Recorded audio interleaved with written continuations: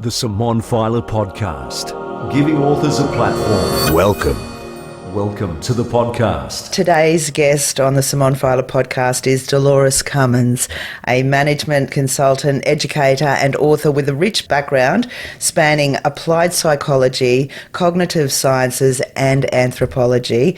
In her fabulous debut book, Trasna, from the Irish for The Crossing Place, amazing, Dolores offers a compassionate and insightful guide for anyone facing life's most profound transitions, whether that's through loss, change, uncertainty. If you're at the crossroads, you're at Trasna. Through a blend of research-informed wisdom and practical exercises, she invites us to embrace the chaos of endings as catalysts for growth. It's amazing, your book. And to navigate life's crossroads with clarity, purpose and courage. Welcome to the podcast, Dolores. Thanks, Simone. Love is one of the words that come straight away. I felt like, I could really trust the process of healing listening to you narrate your book. So congratulations on doing an outstanding job and so well written. Yeah.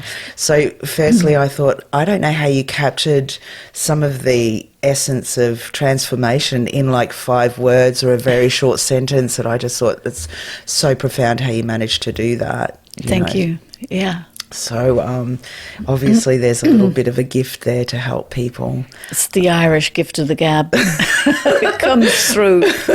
Beautiful. I'm Irish too. So well, you'll have it. Yeah. Fabulous. How did you find narrating in there? It was lovely. Because Trasna is written as a friend and for people facing crossroads. And so doing it with you, where you provide that safe space, encouragement, was really lovely. And I appreciated your presence there. Oh, yeah. My pleasure. I appreciated you reading that book to me. I often say I've got the best job. This is my dog, Martin. He's just popped in. Martin is joining us. Are you joining us on the podcast? He's got kisses to give. Love galore. So, I think I've got the best job in the world, obviously, because I have authors like yourself come in and read the books to me, and I've said it on many occasions. It seems to be very timely for me when the book rocks up. In my misspent youth, I was into music. I didn't read very much at all, and I worked in radio. So I started this 9 years ago, and I've got to say that the books have come to me when I needed them. Yeah. So with me, obviously, I've talked about my cancer trip, and I've had all of this.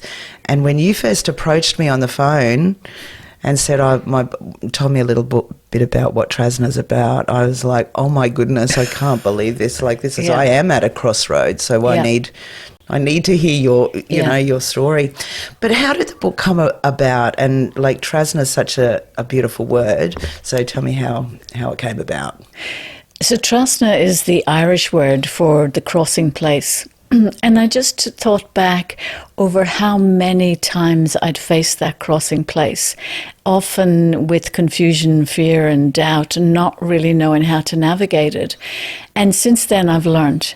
And I thought this is something that can be shared with others. And it can be a big thing that catalyzes us into the crossing place, or it can be a small thing. And it's just about understanding what are the things that will help us get through, because it's the courage and the commitment to your own journey and yourself that will allow you to define the new path or the new journey ahead. And sometimes we don't stop long enough because it's confusing and chaotic, as you said. Yeah. But in the chaos is also all the answers that you need. And also afterwards, after you've been through transitions and taken the right path on that crossroads, you can look back and in hindsight see that's what it was all about. Yeah. You have gone through quite a few, major crises in your life, like losing your son, stillborn, or, going through that tragedy.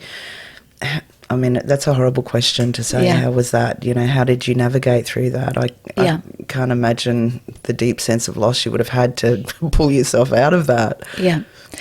Well, I mean, it was huge at the time. Alexander was my first son, and it was at a time where ready to give birth, 40 weeks of gestation of this beautiful baby, and then arriving at a hospital to somebody just to say, your baby is dead. And they're very simple words, but they just changed everything. And I was flattened by the whole thing, shocked beyond belief, not even knowing how to move forward. And in hindsight, once I had sat with that grief and come to terms with Alexander's loss, I realized the great gift he brought was a gift of awakening, because I made a promise to him to live with courage and with intention, that he didn't get to live his life, but I could live mine intentionally and thereby honor his. Oh, that's amazing. That's so beautiful and Yeah. profound. Do you feel him still around you? Oh, yeah. Yeah, very much. Very much. And I think we realize that absences are never really completely. A person who goes, a loss of a loved one, the essence of that person stays with us. Yeah. And we're never quite alone, No. as sometimes we feel. I feel that too with my mum. She passed in 97, and as soon as I start thinking, I wish she was here, you can feel. Yeah. I can feel her. Yeah. She's here. Yeah. But speaking of my parents, you lost both of your parents. Both went through Alzheimer's disease, and that the chapter that you wrote on your mum, and that she's in the unknown somewhere. Yeah. I just sat there with tears. I don't know how you wrote those words, so incredibly poetic and devastating all at the same time. Yeah. How did you write that? I'm going to ask that for the first 5 chapters of your book. Yeah. I think I wrote it when I was feeling deeply emotional about it, because emotion actually spurs us forward.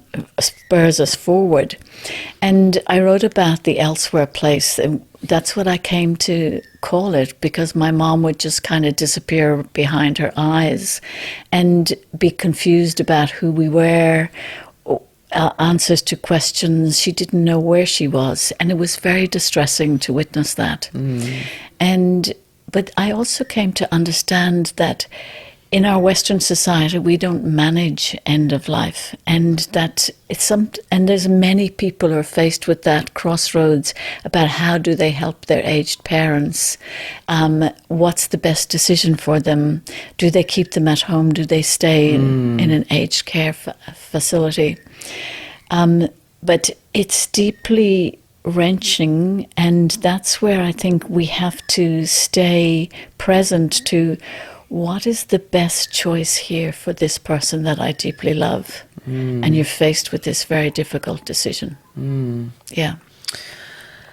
To people that are at that particular crossroads now with regards to their parents, how do they make the decision? How do they make decisions like that? I mean, this is moving through your book. You give advice as to how to navigate the crossroads. Yeah. So at that point, it's about understanding, about working out what's the choices, what's the intention behind those choices, what's the integrity that you bring to the choices, and what power do you have to bring about the change or the security or the place that you're going to bring your mom or your dad. And then in the context of what's available, where they are, the context, where do they live, what's around them, what family support is there or not. With my own mom, I was living the other side of the world. And so making that choice, I knew to keep her safe when she no longer was able to do anything for herself, that she had to go into an aged care place, even though she didn't want to initially. Yeah. So that was a very difficult decision.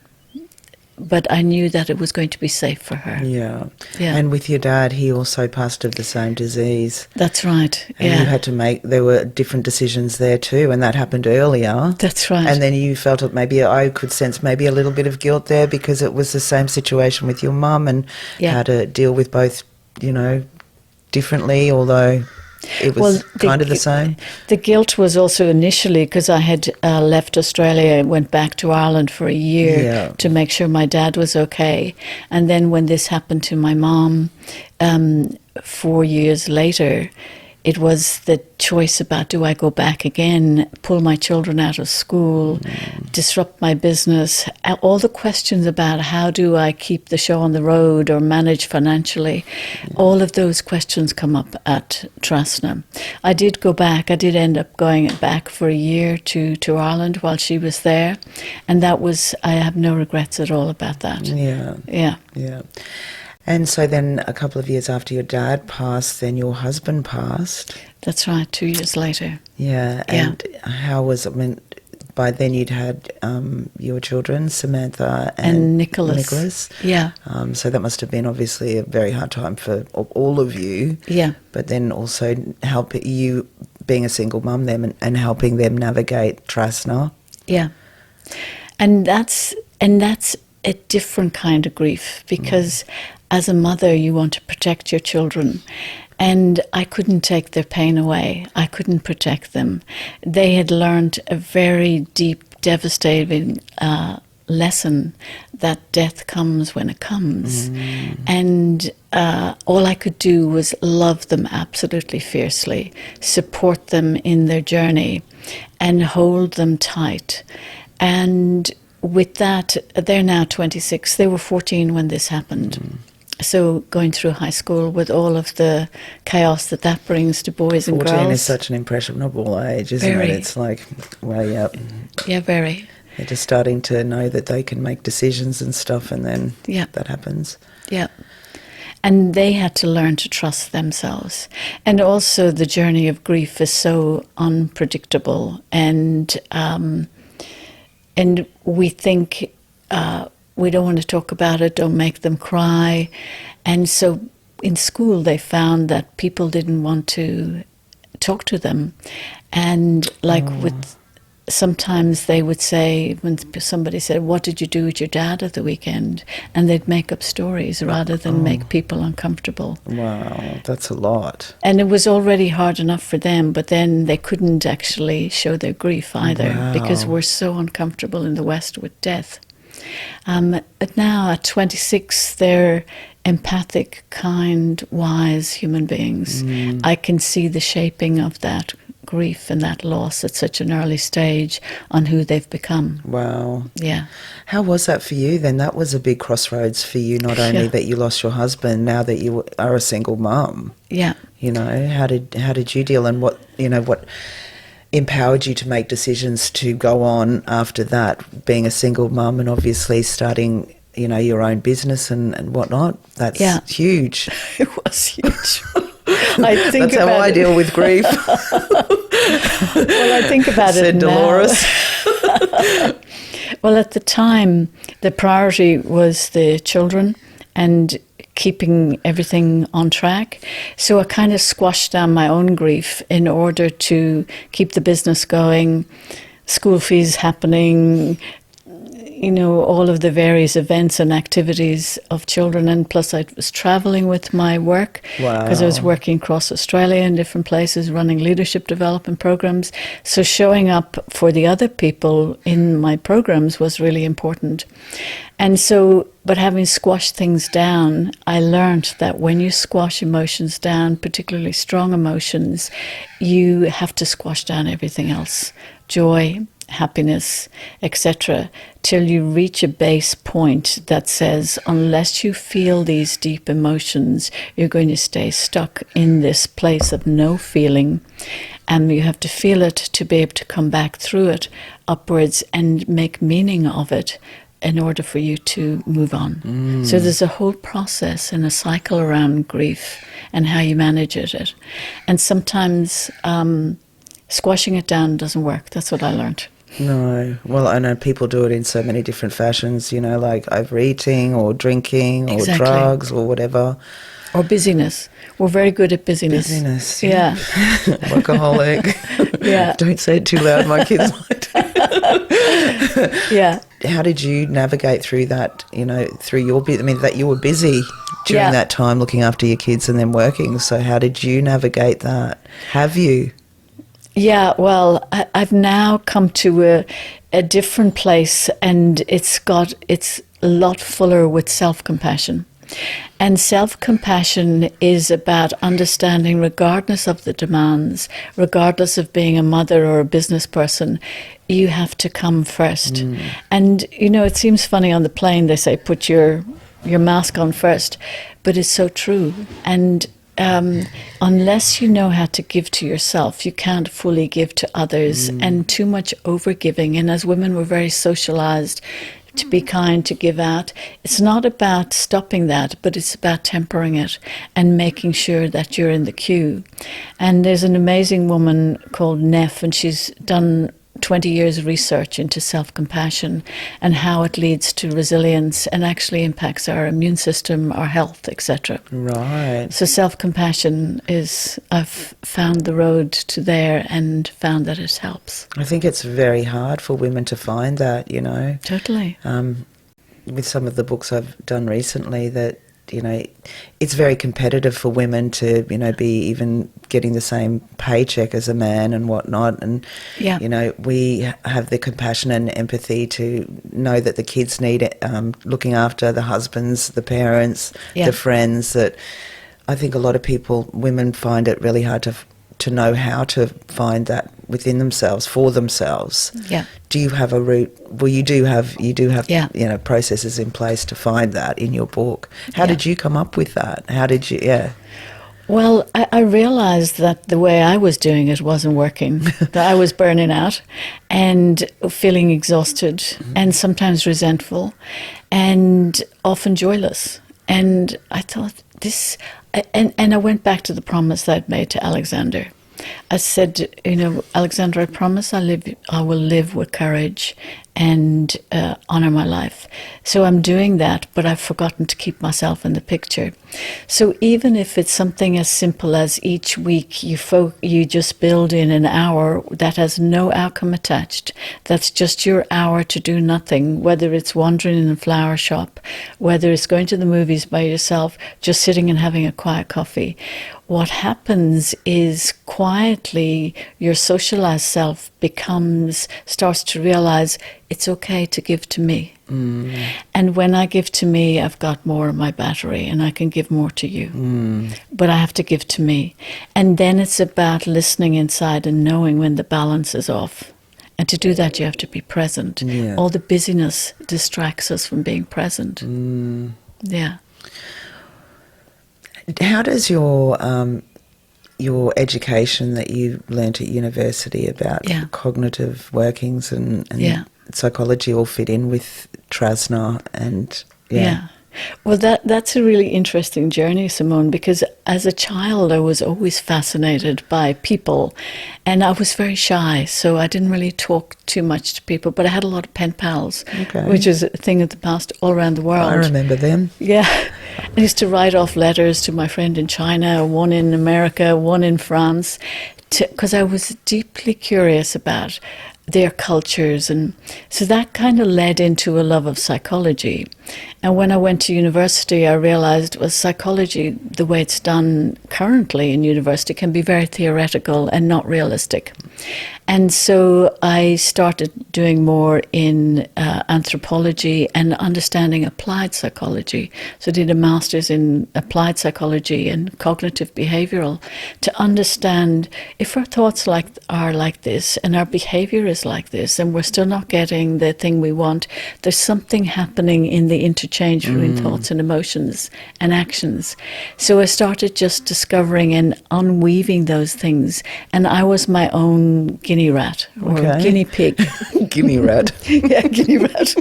That's a new one. I can be, and I'll continue to be my own guinea rat, because I think it's like Socrates said, "Know thyself," and we're not we don't learn in school and we don't learn in university the mechanisms or how to know ourselves.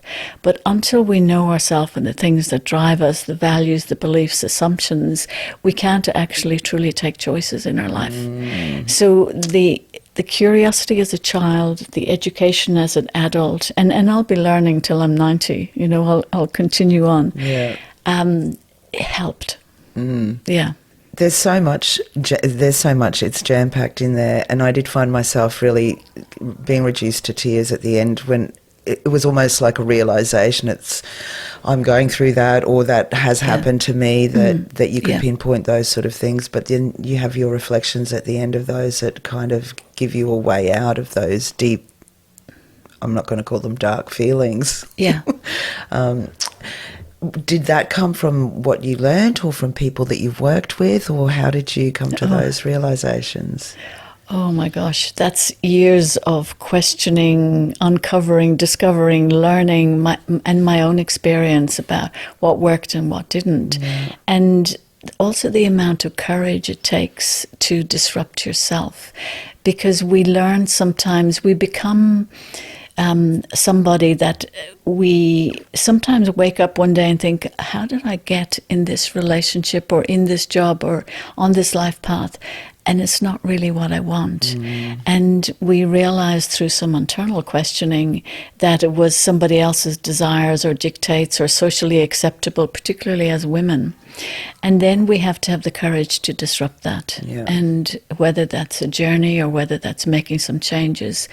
But through the different life journeys, through university, through running and putting together leadership programs to understand, because for me, the reflections in the programs, I wanted people to awaken to who they are.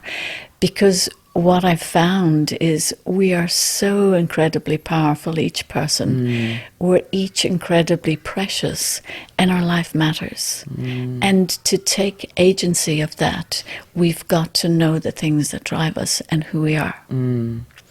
You've got a list of values in your printed book and in the audiobook to really look in to find out what your values are. Yeah. And that's an exercise when you were reading it out that I thought that's even a tough exercise to know what your values are. Totally. And, how do you go to read from hearing that list or reading that list to actually really understand your values?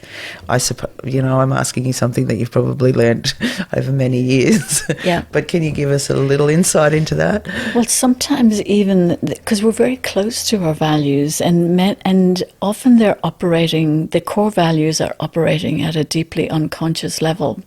So I run also coaching sessions with people to understand what are the values. In the book, there's a list of values that you can have. You can go through the list and look at what's important, what's not. Because values are really it's like a compass that guides us. And in the list, it will evoke a reaction to that matters, achievement matters, courage matters, love matters. And then when you start to differentiate and get to your top 10, it becomes harder, because then you have to really think, well, what does family mean for me? And then the question is, if family is important, how much time and energy do you spend with them? If making a difference matters, what are you actually doing to make a difference? Or are you just thinking about it abstractly? So the questions in the book will help you get down to the different layers. And it's the first, if you've never done anything on values, it's the first kind of unfolding and shining a light onto your inside. Yeah. And then you also talk about hiding, and we've touched very briefly on that, about hiding. There's a lot of people that hide, whether that's hiding in their career or hiding in the family or hiding behind things that don't mean anything really to them. Well, it's a mask. Yeah. We wear our socialized mask, and sometimes there's a quiet desperation that's behind it that recognizes that you're still in a relationship that maybe has finished, but you don't know how to leave, or a job that's ended, that's no longer relevant, etc. Yeah. So how do people recognise they're at a crossroads? Oh, Well, usually there's a discomfort and there's a little voice that you keep trying to squash down that's looking at either somebody doing something, writing a book or going on a trip or meeting the love of their life, and it kind of sparks something. And that's the first hint that Trasna is beckoning. It's just those little flashes that says, oh, look at what they're doing, or, oh, I would love to do that.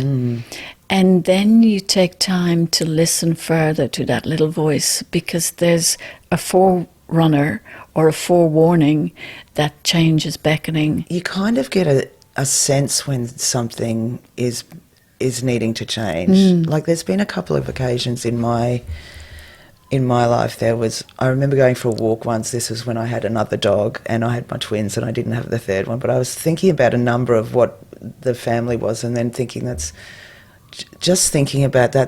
weird, something, I don't even know what it is, and I don't really want to sort of say it out loud, but do you know what I mean? It was like a number and that it could change or whatever, and then something did happen, like I lost my dog down the track. Yeah. But it kind of is there in the back of your mind somehow. Yeah, it is. And like I never, ever thought of anything like that before until you mentioned that when you were reading a book. I was thinking that was what? Yeah. And it's not logical. And you don't know what it is, but you know that something just dropped in. And so there's an intuition, and the energy of intuition is different to our logical mind tries to make sense of things before we have any data or information. But our intuition, when we're present, we listen to that gut instinct. Something's about to happen. Like my dad, he was very prescient, so he was a very simple, down-to-earth man. And I remember sometimes when he came home from work and he'd be tired from his day, and he would sit there and he'd just twitch occasionally. And later I asked him what that was, and he said he would know if something was going to happen. Right. Either to us or to friends. And he would just say to them, look, I'm not sure what this is, but just be careful on the road for the next 3 days. Wow. Yeah. Intuition. Yeah. Very powerful. Very powerful. Very powerful. Well, you'd probably have some of that in you, no doubt, if your dad had that. Yeah. Runs in the family. Yeah. And also in the Irish, I In hear. the Irish. They're very fey. Yeah. I recently had the opportunity to go to Ireland. Oh, I wonderful. love it so much. Yeah. Particularly Belfast, because my mum was born there, and went to the Giant's Causeway, and it was an 11-hour journey, or 8-hour journey on a bus. Oh, yeah. So we went through some of where Game of Thrones was filmed. Oh, yeah. Beautiful I just scenery. fell in love with that place. Yeah. I was thinking, because I think Australia is beautiful. Yeah. And you wouldn't. I lived in the UK for 4 years and thought I loved it, loved the culture, but the weather was really horrid. Yeah, not really horrid. I mean, a lot of rain. It was a lot of rain. It was fairly grey. I came back here. But anyway, we had like 4.5 beautiful weeks of weather, and I just didn't even realise that Ireland could possibly have that kind of a coastline. Just insanely beautiful. So, beautiful part of the world you come from. But back to your book, I mean, it's all about basically empowering yourself, right? Yeah. So, when you've gone through grief, you rebuild yourself up. The power that you have, each individual person, is very important. And I don't think people actually realize how powerful they are. I've met and worked with many powerful leaders, powerful in the sense they had a very powerful title of CEO or whatever, but inside they weren't powerful. And I've met people with no title who are very powerful. And you feel the presence of that power when the person walks into the room. There's an energy or a sense of being okay with themselves that comes in with them.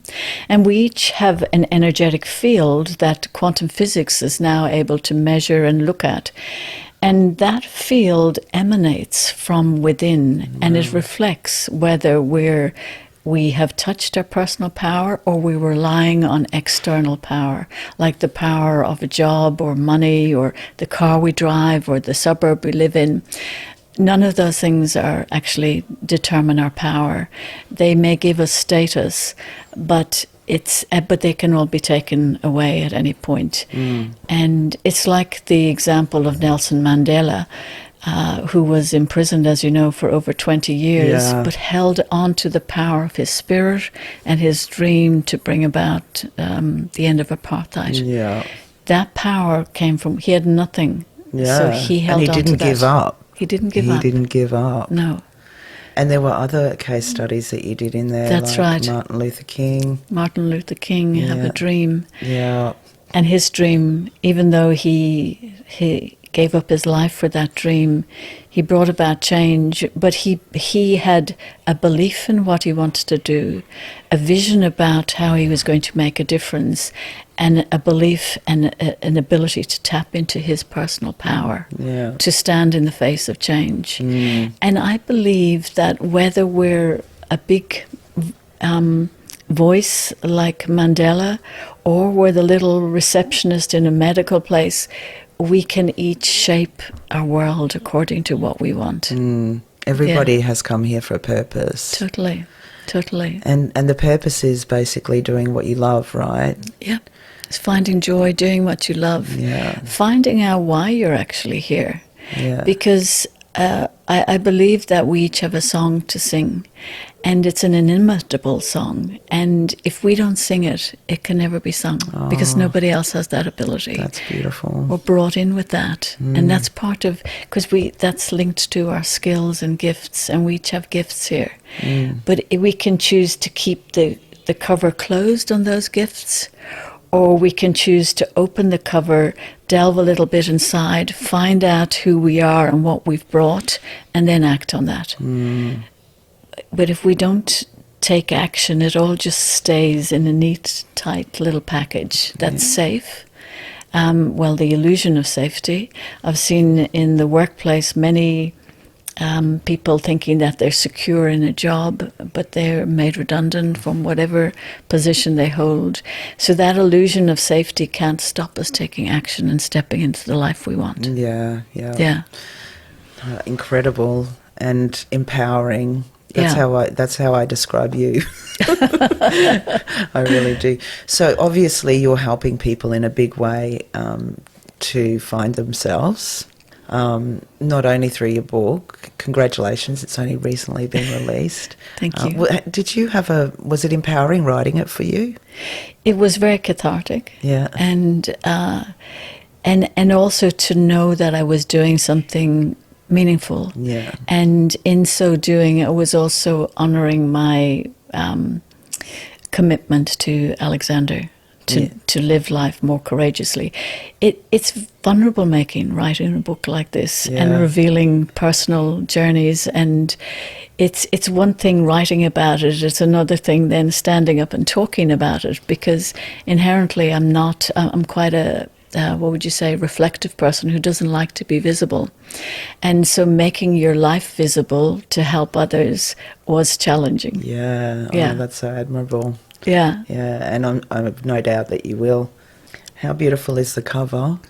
So your daughter Samantha actually did the design? The artwork, and she did the design of the cover. Okay, the artwork. This is meaningful for me because there's moments during the book that I could almost envisage. I was thinking we should put some sound over various things. Oh, yeah. And it was like being in the midst of a waterfall. Oh, lovely.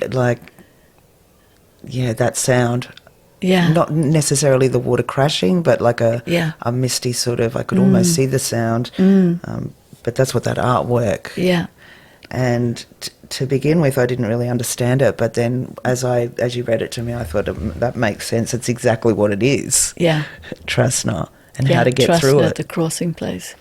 Yeah, because it was an experiment for me with art, because I wanted to be more creative, and I found someone that I could go to a workshop and learn how to do that. Right. So that's just, again, the power of that's something that's meaningful, and then taking action to find out how to bring it alive. Yeah.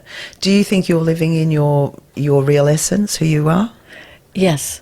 Yeah. Oh, how good's I that? do. That was... And I think that's an unfolding essence, because as we go through life and have different experiences with different people or countries or cultures, we learn more about our essence. So I don't think it ever ends, that learning about what is it to live in your essence. It grows. And so I think being present to being intentional in the presence, being authentic with what you say, rather than just talking in platitudes or in ways that are not reflective of you. Yeah, yeah.